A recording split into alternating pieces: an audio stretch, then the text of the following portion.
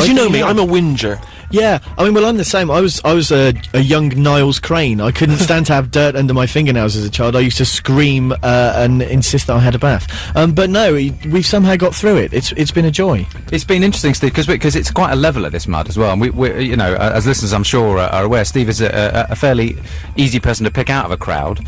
And not only are you very famous, you're very, very tall. And so you've been stopped probably every 10 minutes since we got here. But the fact that you're as covered in mud as everyone else, if you were dressed in some sort of emperor's garb, huge cape and crown, which I did ask for, which I know, which sometimes you insist on. I think nothing came through on the text. Again, frustratingly, it didn't happen. Yeah, but it's nice that everyone, you know, it just comes up to you and talks to you, and everybody looks the same. We're all covered in filth, and it's kind of fun. But there is, as you say, it's not only a great leveler, but there is a genuinely good spirit, I think. I mean, I've been here a few times in the past, and I've never really, I'm sure it goes on in some fields, but it may be very isolated, but there's no sort of violence, there's no pushing and shoving and anger and sort of annoyance. You know, if we were in London and there was 400 people trying to get through a small doorway, it would all kick off. It'd be murder. Yeah. But here, there's a kind of people just sit there quietly, just sort of trudging along, waiting to get through. Occasionally, these sort of, you know, the dreadlocked maniac might stagger through and push people out of the way. But generally, I think there's a great atmosphere. I think you'll find at V Festival this year they're going to have the Chav Field, which is where that all is. Okay, so maybe if you want to experience that, that's what you can sure, do. You can see madness. I think we're being encouraged to be quite bovine because we're all covered in mud. There was a moment last night we were trying to leave the Iggy and the Stooges at the other stage and go through a channel of as you say, about 1.5 meters, and there were probably about 70,000 people there. Yes. But we all just kind of lowed quite a lot and went and just stood around moving towards this small exit without complaining. And occasionally someone will just dump some hay. It is very much like we're being treated like cattle. And I think we all smell particularly bovine as well after 3 days of this. It's sort of giving you a sense of what it must have been like on the Ark. Which is always fun. Now, we got our first live track. This was recorded, when were the DPTs on? Yesterday. They were on yesterday, Dirty Pretty Things, and they were on the Pyramid stage. And here's Doctors and Dealers. Dirty Pretty Things recorded yesterday on the Pyramid stage, and there'll be hopefully more live tracks during the course of the day. But as I say, this is really flying by the seat of your pants broadcasting, and it's of course something that I'm not used to. I'm a man who likes to have 3 hours prep time, a manicure, and just a head massage, just to get me into the spirit of things. Whereas here, no, there's no opportunity.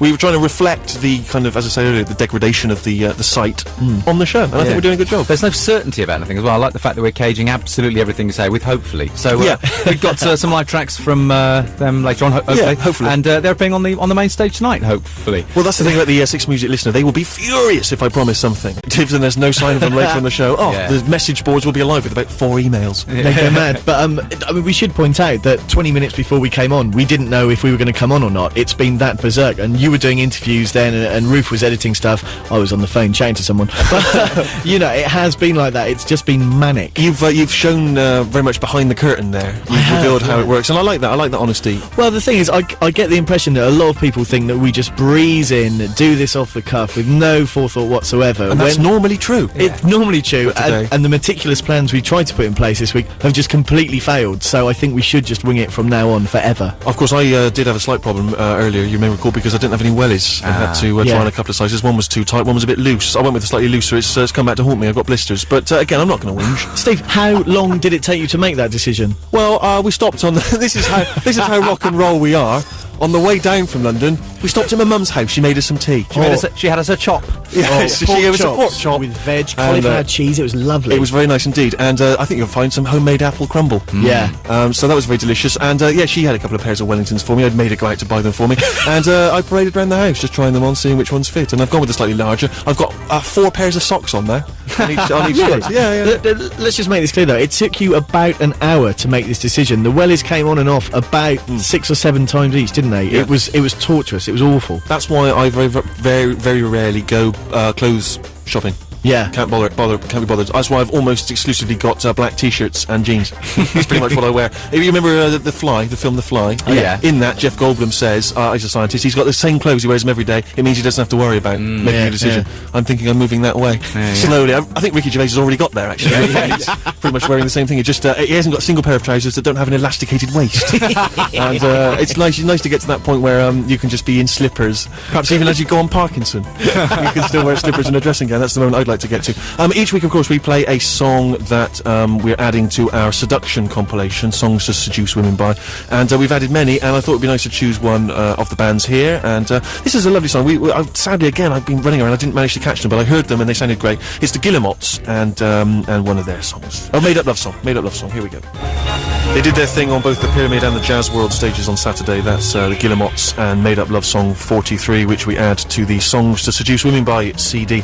Now, we've talked about some of the artists we've missed, sadly, through our BBC obligations, but we have, of course, been out there in the thick of things, trying to catch up with some of the bands. We saw CSS, they were dynamite. Absolutely And the front woman is just a great live performer. Oh, She's got amazing. that kind of howling banshee Bjork quality to her, but she's just got so much energy and so much fun, and I enjoyed her enormously. I'm sure we'll talk about that again later.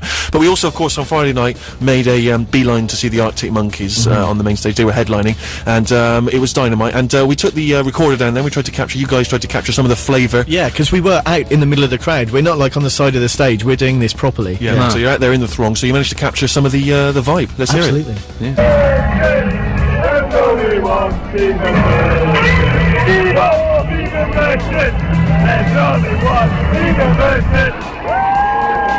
Looking across the crowd at the flags, we have the flag of Wales, the flag of Scotland, the flag of South Korea, unusually.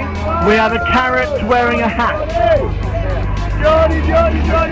It looks like the Arctic Monkeys are about to join us on the Pyramid stage.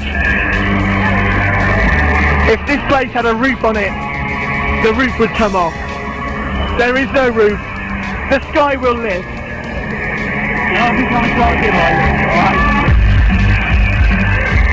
Oh, the lights are coming up. Tungsten lights all around us. No one in the band is visible yet, but they're coming on. Yes, here we go. The Arctic Monkeys are coming on stage. Only on Six Music you get coverage like this. We've got 3,000 people all around us, and we're watching the Arctic Monkeys at Glastonbury. Now, over to Six Music News. They played last night on the other stage. It's Editors and Escape the Nest. It's the Steve Show, BBC Six Music, with me, Steve Merchant, and Harry and Rufus, live from the Glastonbury Festival, trying to give you a little sense of the experience we've had so far. And it's a shame, you know, as you say, that it's been at times rarefied, you know, as we are driven off site in our Bentley. But you know. But nevertheless, we've sort of been out there. We've bumped into interesting folk. You've spoken to a few of them, which we'll listen to later.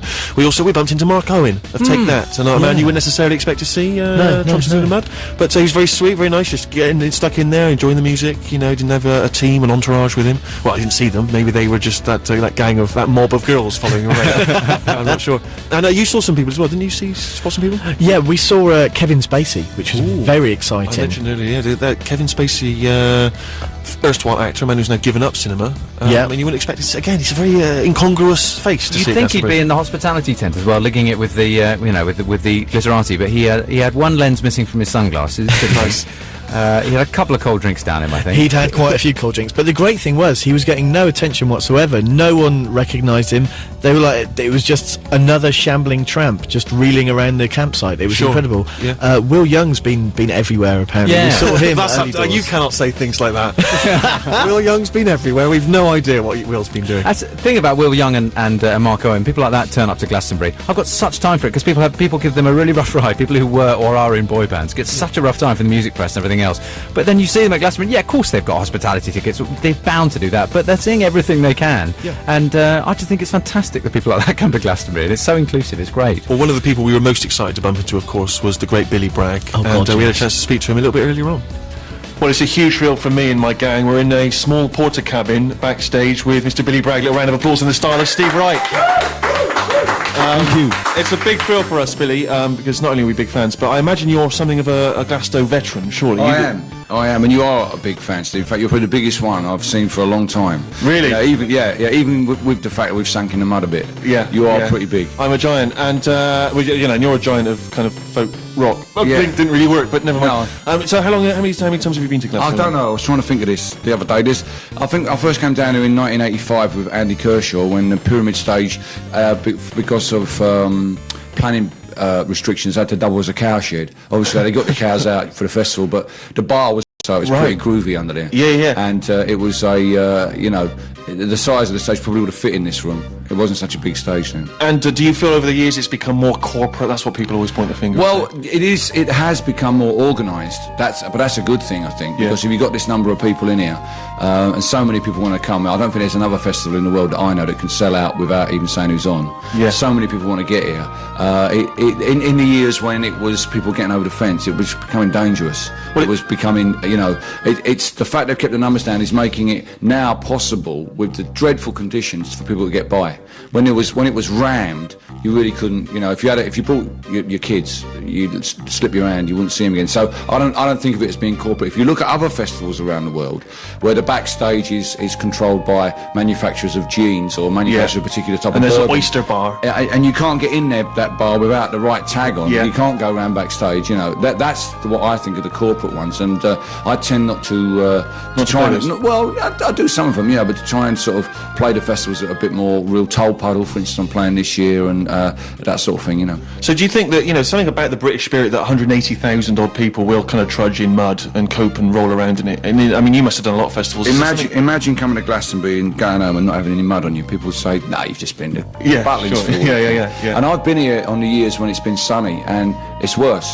It's strange, but Really? yeah, because you're out in it all day. One of the weird things about being at Glastonbury is you go for the entire day and you start to think, I haven't had anything to eat all day. The adrenaline keeps you going. But if you're in sunlight all day, by the end of the day, you can be really badly burnt, or worse, you can be genuinely ill through the sun. And the last sunny year we had, they ended up with about 500 people in the acoustic stage at night when it was empty, having to be, fanned. Because they were so hot. What I like is the fact that we've always thought of you as a man with radical views and kind of but what you've so far warned us of is health and safety conditions and making sure we wear suntan lotion. It's nice to see you're sort of mellowing as time's gone on. Yeah, those are the messages you want to get out there now. Well, you want to survive these festivals, don't you? You don't want to go home and be, sort of totally out of it. And the great thing about Glastonbury is people do look after each other. If they do see someone sat in the mud, obviously looking not very well, people will stop. That's true. There's a good spirit, there's a camaraderie. There's a very, very good spirit here that you don't see at those other festivals where they're just a gig in a field where they're trying to take the money off you for cheap beer and that's it, forget everything else. Here, and I think there's 20 stages here. Any one of those stages would be a great festival if you went to it. The choice here, I feel sorry for the kids who actually are trying to see as many bands as they can. It must, it must be like sort of training for the commandos or something like that. I'm not going to trudge anywhere to see Mumra. I'm sorry, but it's just too much effort now. They have to come to me. Exactly, and Tung. Exactly. I'm too fortunately, complacent. I'm playing between Tung and a guy called Corb Lund. Oh, okay. And I'm not sure what he is, but Corb Lund? Corb Lund. He's from Alberta, and he's. I'm hoping I can be able to say I'm the English Corb Lund. Corb Lund, sort of Corb Blimey. Now, what have you witnessed? Kind of. I curved that one right round you there, didn't I, Stephen? You did. You weren't expecting that. I was giving you all the build-up. I said Corb as many times as I could. I was thinking Hopefully of my next fascinating question. Yeah, hopefully he's got a sense of humour. Yeah, he could be a huge bruiser, takes it very The seriously. red tartan shirt. I hear you making fun of Corb. Bang. Yeah. Now, you've been wandering around backstage and stuff, and now obviously we've just seen you trudge through the mud with your guitar. It's very earthy and down there. But what about other people out there? Are all your other fellow artists, are they equally kind of mucking in? most of the majority of people who play Glastonbury Festival are not playing on the Pyramid stage or the other stage. That's where the rock. That's what you could call a rock festival. Yeah. There's a huge army of other people who are performing in the circus tent up at left field. Some of them for the first ever gig. I mean, we've literally got kids up at left field who have formed a band, written a political song, and they're going to play On tonight. the way down? Well, almost. Yeah, I mean, they've actually been down here on the site in a farmhouse nearby. They've only just met this weekend. They're all from the Brit School, and they're gonna write a political song and play it tonight. So there's a lot of that sort of stuff going on. Whereas Paul Weller is being carried by 8 men onto stage. I have a lot of respect for Paul. Paul doesn't like mud. Right. Okay, and he came yesterday, and he was, I saw him a couple of times.